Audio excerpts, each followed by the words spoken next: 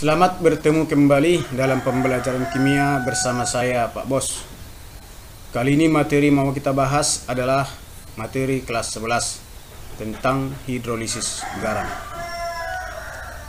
Silakan tonton terus video pembelajaran yang saya buat di Pak Bos Channel supaya jangan ketinggalan materi-materi selanjutnya. Di sini adalah menyuguhkan cara mudah untuk belajar kimia. Saya selalu memberikan konsep-konsep dasar, karena belajar kimia itu harus paham konsep. Jadi untuk latihan-latihan soal sangat mudah jika konsepnya sudah kita pahami. Jadi silakan tonton terus pembelajaran kimia di Pak Bos Channel. Selamat menonton.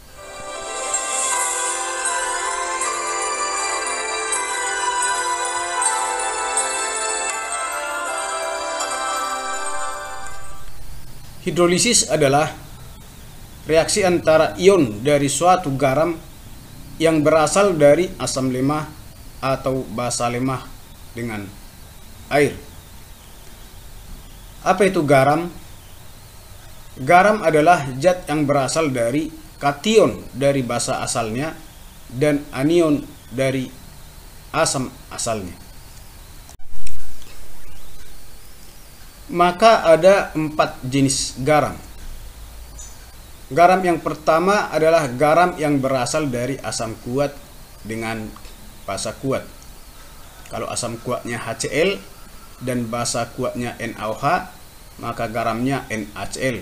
Garam tadi berasal dari kation basa dengan anion asam. Kation dari basa yaitu NaOH, kationnya adalah Na positif. Anionnya dari asam yaitu Cl negatif. Maka garam dari HCl dengan NaOH adalah NaCl. Jadi NaCl itu adalah garam yang berasal dari asam kuat dan basa kuat. Yang kedua, garam yang berasal dari asam lemah dengan basa kuat. Ini asam lemahnya CH3COH, basa kuatnya NaOH. Berarti garam CH3COONa ini berasal dari kation Na positif yang berasal dari basa kuat dan anion CH3COO negatif yang berasal dari CH3COOH. Kemudian yang ketiga, garam yang berasal dari asam kuat dengan basa lemah.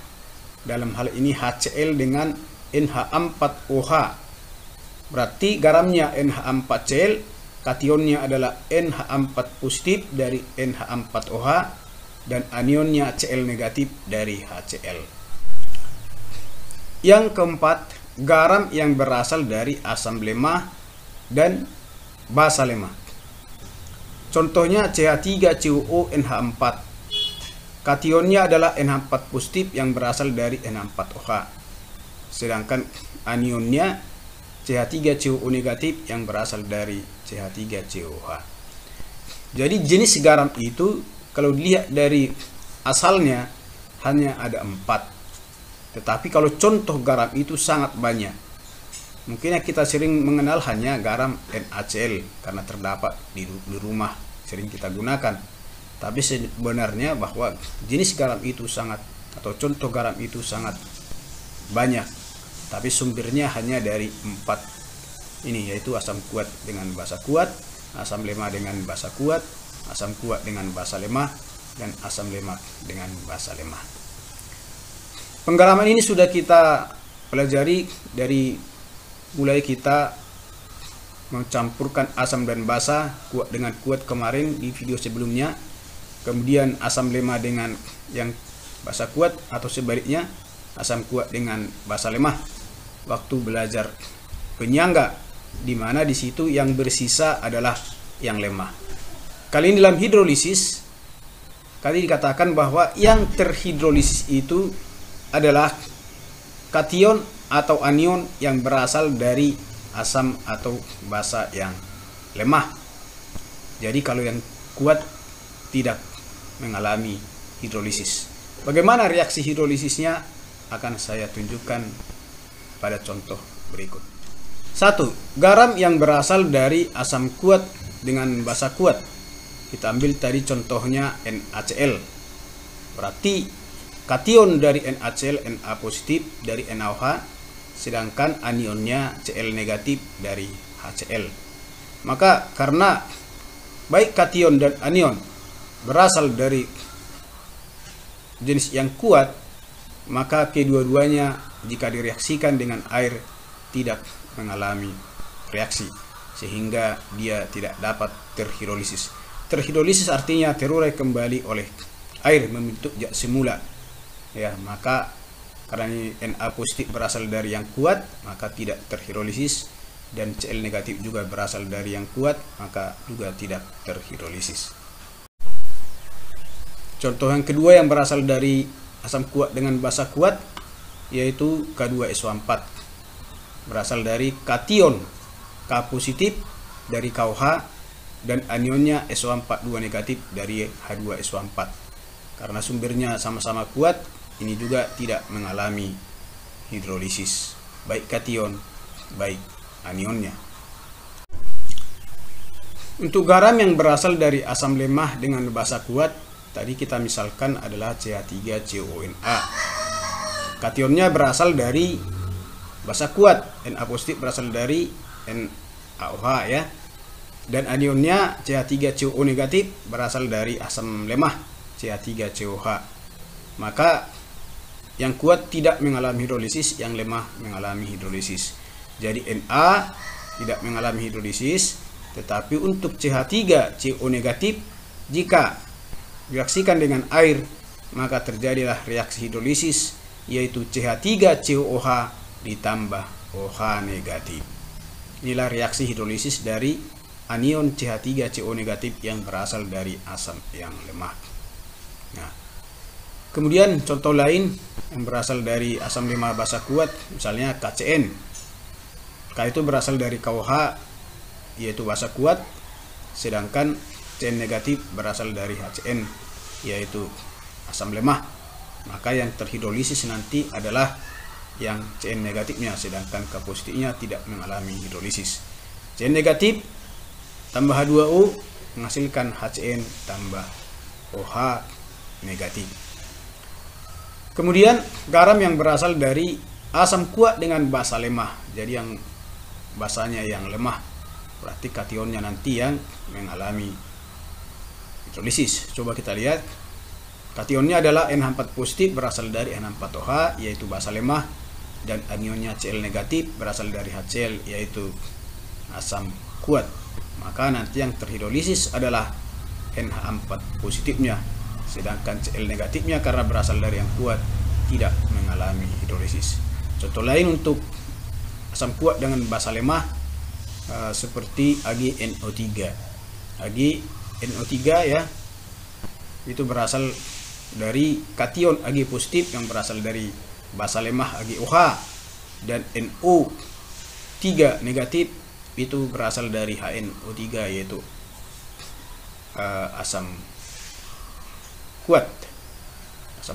Jadi yang terhidrolisis nanti adalah kationnya, Ag-nya. Bentuk seperti ini, tetapi kalau NO3 negatifnya tidak mengalami hidrolisis.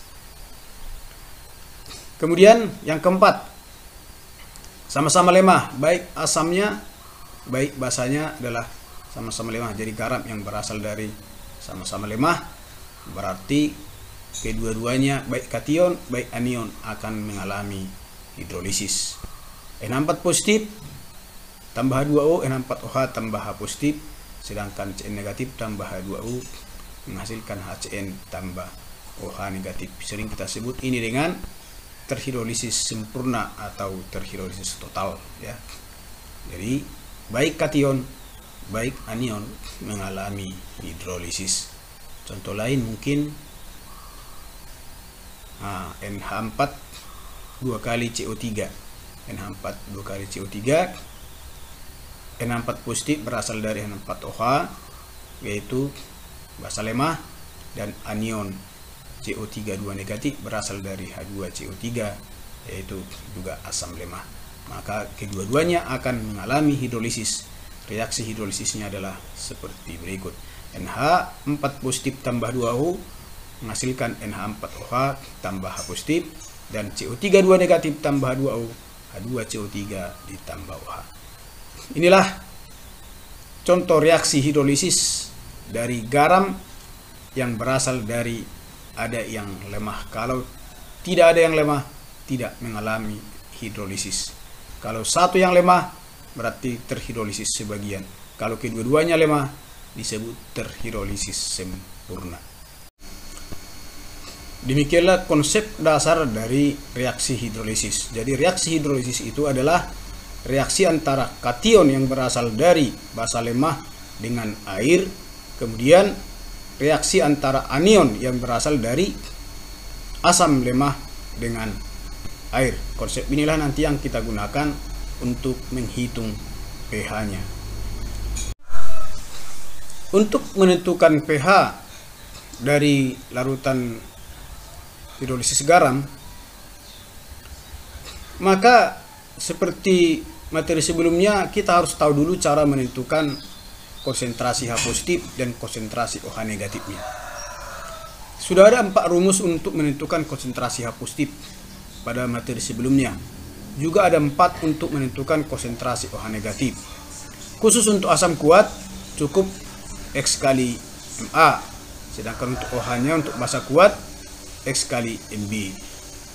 Untuk yang lemah ada 2 ya. Jika Ka-nya diketahui berarti akar Ka kali MA. Jika alfanya diketahui alfa kali MA. Untuk basa yang lemah, jika Kb-nya diketahui berarti akar Kb kali MB, dan jika alfanya diketahui alfa kali MB. Dan untuk penyangga asam, untuk menentukan konsentrasi H positif dari penyangga asam itu baru kita jelaskan di video sebelum video ini, yaitu Ka kali jumlah mol asam lemah per mol basa konjugasinya. Kemudian untuk basa, OH negatif sama dengan Kb kali mol basa lemah per mol asam konjugasinya. Pada pertemuan ini yang mau kita lihat adalah bagaimana rumus menentukan konsentrasi H positif dan konsentrasi OH negatif dalam larutan hidrolisis. Tadi kita katakan bahwa garam itu ada yang berasal dari kuat dengan kuat, itu misalnya HCl. Karena tadi dia sama-sama kuat, berarti dia bersifat netral dan tidak terhidrolisis, maka yang netral pH-nya akan sama dengan 7. Kenapa? Karena konsentrasi H positif dan konsentrasi OH negatif dalamnya sama, maka sama-sama 10⁻⁷. Tentunya pH-nya nanti sama dengan 7. Bagaimana untuk garam yang berasal dari asam lemah dengan basa kuat? Kita misalkan tadi CH3COO_Na. Maka ini akan bersifat basa. Kenapa bersifat basa? Karena yang kuat adalah Na. Na itu berasal dari NaOH, berarti basa kuat. Sedangkan CH3COO adalah berasal dari asam lemah, yaitu dari CH3COOH. Maka yang kita tentukan di sini adalah OH negatifnya. Karena dia bersifat basa, berarti yang kita tentukan terlebih dahulu adalah OH negatifnya. Maka muncullah rumus baru untuk menentukan konsentrasi OH negatif, yaitu sama dengan akar dari Kw per Ka kali konsentrasi anion dalam garam itu. Berarti dalam hal ini karena dia CH3CONa, berarti CH3COO negatif, konsentrasi dalam molar. Nah, jadi kalau udah dapat nanti OH negatifnya, pOH-nya sama dengan negatif logaritma OH negatif. Maka nanti pH-nya ya tetap, karena ini basa, 14 dikurang pOH. Nah, demikian. Kemudian ada di sini Kw, ada Ka. Kw itu adalah tetapan air itu 10⁻⁴, itu sudah ketentuan. Ini dihafal. Kemudian tadi konsentrasi A negatif, yaitu konsentrasi anion dari garam itu, yang kita sebut juga dengan istilah basa konjugasi. Sedangkan Ka adalah tetapan asam. Jadilah rumus baru untuk menentukan konsentrasi OH negatif. Akar Kw per Ka kali konsentrasi anionnya. Jadi sudah ada 5 sekarang rumus untuk menentukan konsentrasi OH negatif. Sebelumnya tadi sudah saya tunjukkan ada 4. Kemudian untuk garam yang berasal dari asam kuat dan basa lemah, misalnya NH4Cl. Nah, berarti karena yang kuat itu adalah asamnya, maka larutan itu bersifat asam. Jadi garam NH4Cl ini bersifat asam karena yang kuat adalah Cl negatifnya yang berasal dari asam tadi. Maka kalau yang bersifat asam, kita tentukanlah konsentrasi H positif. Nah, konsentrasi H positif sekarang adalah akar Kw per Kb kali konsentrasi dari kationnya. Jadi kation di sini nanti adalah NH4 positif. Nah, itu dia. Jadi kalau nanti sudah dapat konsentrasi H positifnya, langsung saja carilah pH dengan rumus negatif logaritma konsentrasi H positif tersebut. Ini sudah umum ini.